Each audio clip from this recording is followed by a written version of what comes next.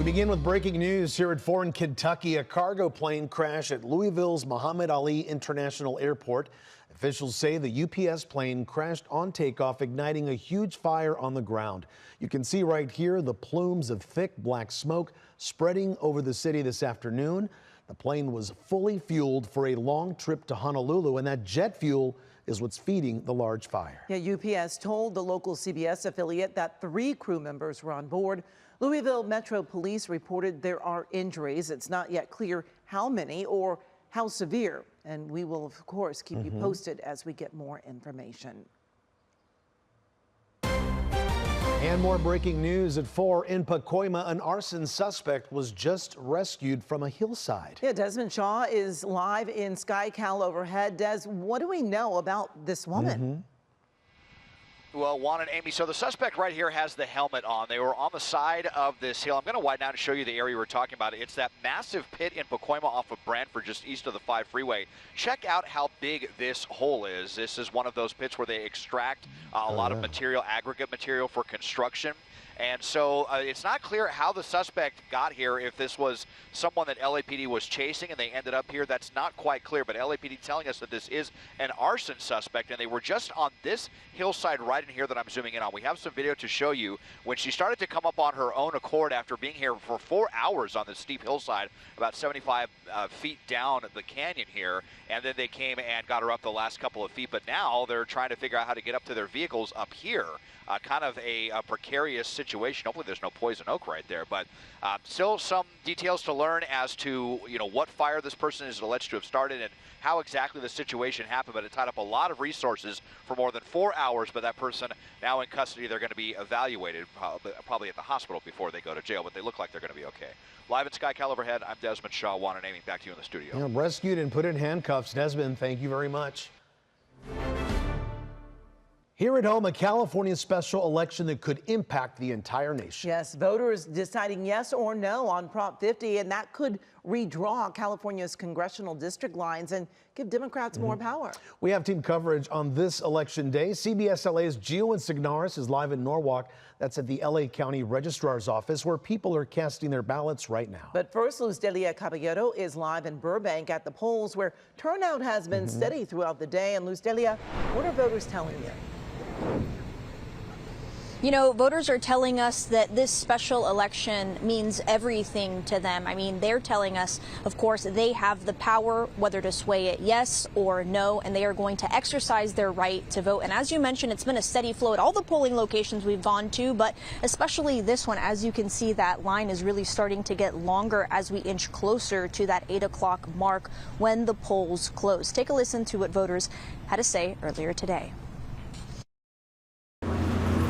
Checking out democracy. Across LA County, voters are lining up, saying this special election is more than just another date on the calendar. For Patsy Walker, it's an opportunity to be heard. It's important to vote so we can have the right to speak. Those we talked to, including Marcos Zaragoza, say it's a moment to stand up and take part in shaping the state's and country's future. This proposition is everything. We're trying to rebalance what's happening in the country.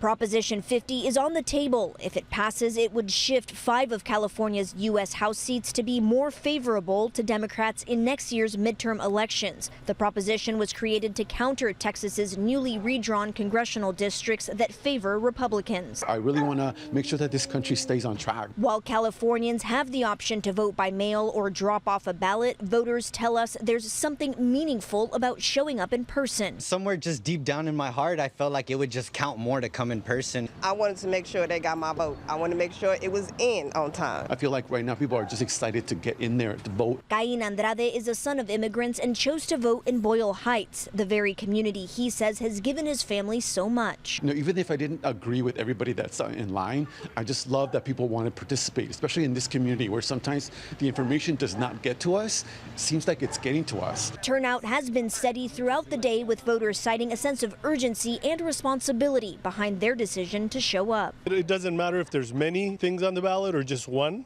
Voting is important. And whether it's by mail or in person, election officials say what matters most is that you vote. We have to make our voices heard. And it brings the community together. And the line here at this polling center continues to get longer and longer by the minute. If you guys could see this parking lot, it is packed. Drivers coming in are trying to find parking spots and, of course, trying to vote in person. An overwhelming majority of the people we spoke to are actually voting inside the center. A few that we have seen even in line are coming in with their ballots in hand to just drop off on location. And, of course, if you haven't voted yet, you have until 8 o'clock tonight. Reporting live in Burbank, Luz Delia Caballero, CBS LA. All right, Luz Delia, thank you. And in an effort to help voters get to the ballot box, Metro offering free rides across LA County. The offer applies to any Metro bus, train, bike, share, or Metro Micro. Metro has also partnered with the county registrar to place ballot drop boxes at 10 transit stations, including Union Station and North Hollywood. A packed day at the LA County Registrar's office as well, with even more voters expected as people start to get off work. Yeah, CBSLA's Gio Insignaris is in Norwalk with the turnout this afternoon. Gio. Amy, Juan, good afternoon to you both. I want to echo a lot of what Luz Delia was saying from where she was live at. It is a steady stream of voters here as well. The parking lot behind us rather packed, and you have the steady stream of folks walking in to drop off their ballots, of folks standing in line. And then I'll step out of the way and show you, because you see the ballot drop-off box here and a long line of cars. It's kind of been going in and out, stretching all the way far back as the end of the parking lot, where there's an officer's patrol vehicle station at the very end before you get onto the main strip of traffic.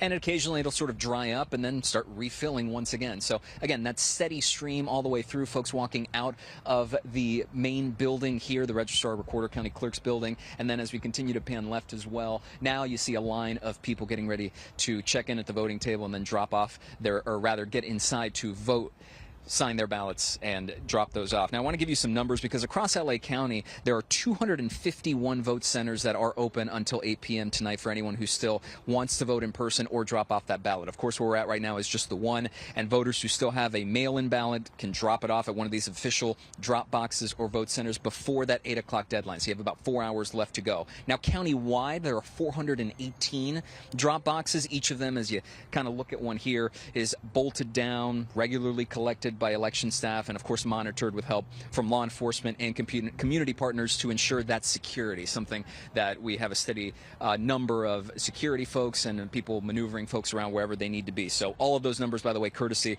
of LA County. Now, we won't know official turnout numbers until later tonight once the polls close at 8 o'clock, but as of now, when you talk to voters, you've seen a couple who didn't want to jump on camera but said that they were happy and proud to be out here and exercising their constitutional rights. We're going to go talk to a few more voters now to get more of a pulse of what's going on into the evening. But so far, a very wonderful and exciting turnout from people that we've just been seeing come across our way here. So for now, reporting in Norwalk, I'm Gio Insignaris, CBSLA. Really encouraging to see the turnout from both of you, Gio and Luz Delia. Thank you. From New York to New Jersey and Virginia, there are several big races we're following across the country. In addition to Prop 50 here, CBS News Executive Director of Elections and Surveys, Anthony Salvanto, will join us in the next half hour to break it all down. And we have some developing news. Democratic Senator Alex Padilla announcing he has no plans to run for governor in 2026. I choose not just to stay in the Senate, I choose to stay in this fight because the Constitution is worth fighting for. Our fundamental rights are worth fighting for. Now, Padilla never officially declared himself a candidate, but a CBS News poll from October showed him poised as the top considered name among registered voters. His 6-year Senate term runs through January of 2029. Juan? Amy, a Northern California man pleads not guilty to new charges after slamming his semi-truck into 8 cars, killing 3 and injuring several others. CBSLA's Rena Nakano was there for his court appearance, but we want to warn you, our viewers here, that some of the video you're about to see may be disturbing to watch. 21-year-old Jashampreet Singh walked into the San Bernardino County Courthouse silently Tuesday. Dash camera video, while jarring to watch, shows just how violent the crash was. The undocumented long-haul semi-truck driver from Northern California is accused of causing last month's crash, which killed Lisa and Clarence Nelson and another man, Jaime Flores Garcia. It's a tragic accident. but it is an accident. He now no longer faces DUI charges. The DA's office says Singh was evaluated by a drug recognition expert on the day of the crash who believed he was impaired. But once expedited toxicology results showed no illegal substances were found in Singh, the office dropped the DUI charges. The contributing factors are that he was under the influence and a violation of the basic speed law. Turns out he's not under the influence. He now faces 3 felony counts of vehicular manslaughter with gross negligence and 1 count of reckless driving on a highway causing injury. For that reason, his public defender fought to reduce his bail to have him released on his own recognizance. This isn't a simple accident. 3 people died, many others severely injured. Deputy DA Jamie Semino says because the 21-year-old has no local family ties and she argues that he poses a flight risk, she asked that he remain held with no bail. In the end, the judge sided with the DA's office. He is incapable of operating in society with the due and requisite care necessary to avoid the killing of others. Therefore, he is a danger to the safety of others. For those reasons, bail as currently set at no bail. Singh's attorneys also requested that he be able to wear his religious head covering during his court appearances. This issue, as well as witness statements, will be heard at his next court appearance scheduled for November 6th. In Rancho Cucamonga, I'm Rena Nakano, CBSLA. Former Vice President Dick Cheney, a powerful and divisive conservative whose political career culminated in 2 terms at the White House, has died. Cheney was a player in Washington politics for 30 years before being tapped as George W. Bush's running mate. His career was defined by September 11th and the war in Iraq, greatly expanding the vice president's role in the White House. You know, for most of American history, vice presidents were irrelevant. But when we think of a powerful vice president, when we think of a partner in governing, Dick Cheney is the one that comes to mind. His family says he died Monday from complications of pneumonia and cardiovascular disease. Dick Cheney was 84 years old. Well, coming up, serving up a food lifeline. It's all hands on deck for local organizations pushing to help families put dinner on the table as the government shutdown drags on. And California promised insurance relief, but did it deliver loopholes for the companies to exploit instead? We're going to hear from both sides of the debate. And highs today looked a little bit like this: 74 in Burbank, 73 in downtown, and 84 in Chino. We are expecting cooler, cloudier conditions and maybe even some drizzle in the forecast, plus a significant chance of rain heading our direction. We'll show you when in your next weather forecast when we come back. While families wait for their SNAP benefits, local organizations are stepping up to fill the void. The Los Angeles Mission and its partner Hope the Mission in North Hills are calling this a food emergency. At the Los Angeles Mission, the CEO says they are serving double the amount of people they usually serve. We've talked with several organizations who say the need is immediate and they're going into emergency planning mode. We were told as half the benefits will be added to these debit cards shortly. But, you know, when you're hungry and you're told shortly, you get hangry, you know, like we all do. And bad things happen when people don't eat. When we don't have a food supply, this is life and death. The emergency hot meal program launches this week. Hope the Mission on Roscoe Place in North Hills, as well as Los Angeles Mission on Winston Street. They are both welcoming donations to help those in need. You know, as this government shutdown continues and our neighborhood food banks step up to help, CBSLA Cares is joining the effort. We're going to be collecting food this Thursday at the LA Regional Food Bank warehouses. And for more information on how you can help, just scan that QR code right there on your screen or go to cbsla.com. We also have a list of places that you can donate and where you can go if you actually need some help. Did insurance companies use a loophole in the state regulations to drop high-risk homes and still get their rates hike approved? That's the allegation in a New York Times investigation. The New York Times is reporting that they found that the top 3 insurers in the state dumped 50,000 policies before new regulations were finalized. The report claims that the number of homeowners now under the California Fair Plan have nearly doubled since then. Insurance Commissioner Ricardo Lara joined us on CBSLA Mornings to respond to the report. We welcome news media to help us be able to catch this, because it's going to take all of us, because we've never done this before, to be able to modernize our market, to be able to understand how these fires are impacting, and climate change are impacting our markets. Consumer Watchdog President Jamie Court also joined us on CBSLA Mornings. He blames Commissioner Lara for creating those loopholes rather than the insurance companies that are taking advantage of them. For the commissioner to say it was something the companies took advantage of, it's something he negotiated behind closed doors with the companies and presented, and he was right there. He knew what was going on. For him to now say, oh, wow, the companies took advantage, he was a party to this. He's the insurance commissioner. He can't say he was bullied by the companies when, in fact, he created the system which incentivized companies to do exactly what they're doing now. Commissioner Lara says the reforms made with the implementation of California's sustainable insurance strategy will close the loopholes, bring more companies back to California, and get more people off the California Fair Plan. From fake voter signups to phishing texts, election scams are on the rise. One study found more than half of Americans say they've been targeted as a voter, and some have lost thousands of dollars. CBSLA's Evan Moon has a look at what to watch out for.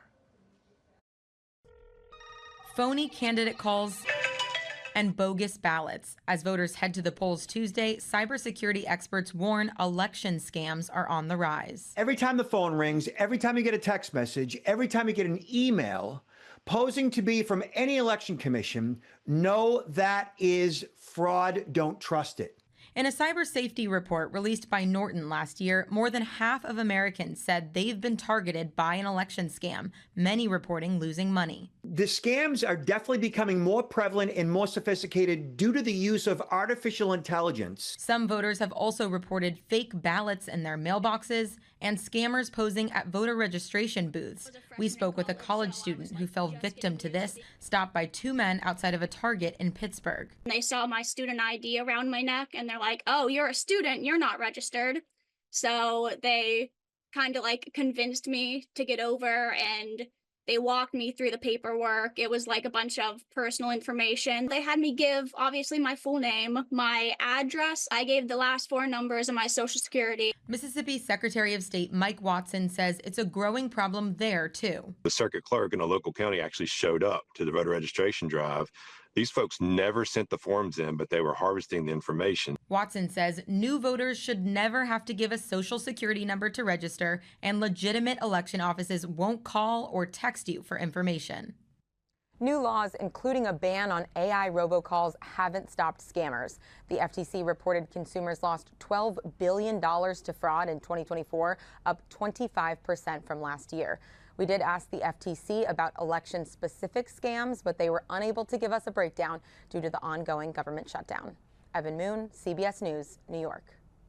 Well, coming up at 4:30, a final voter push. CBS News Director of Elections and Surveys breaks down Prop 50 and what's at stake here at home, plus the big races nationwide. Mike? Hey, Juan, here at the desk, we're learning new information about an immigration raid at a Cypress Park Home Depot. We'll give you the details ahead. What kind of Dodgers fan Anthony Anderson are we going to have if they win back-to-back? Out streak at Dodger Stadium.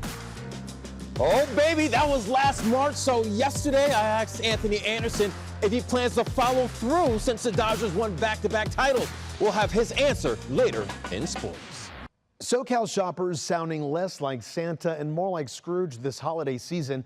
The annual forecast of spending from accounting giant Deloitte not looking too great. Take a look at the numbers right here. For household spending on both goods and experiences this year right here, the total is forecast to be a little more than $1,600. That's a 14% decrease from last year and a whopping 21% drop from the peak of 2021. So what can you expect to get? The polls are showing 20% of holiday spending will go to gift cards. Gift card givers spending about 9% more than they did last year.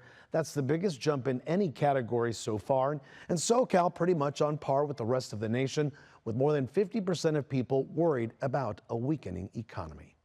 Amy? Halloween may have wrapped up, but there's still one last scare to deal with: the shocking amount of waste left behind. CBSLA's Cara Finstrom shows us how a local facility is making the holiday more sustainable, one costume at a time. Halloween is over, and if you don't know what to do with that cape or mask, Hilda Bay has suggestions. A lot of costumes are made up of polyester and just other very harmful materials. Sustainable fashion advocate Lexi Silverstein teamed up with Hilda Bay on an effort to reuse or recycle them.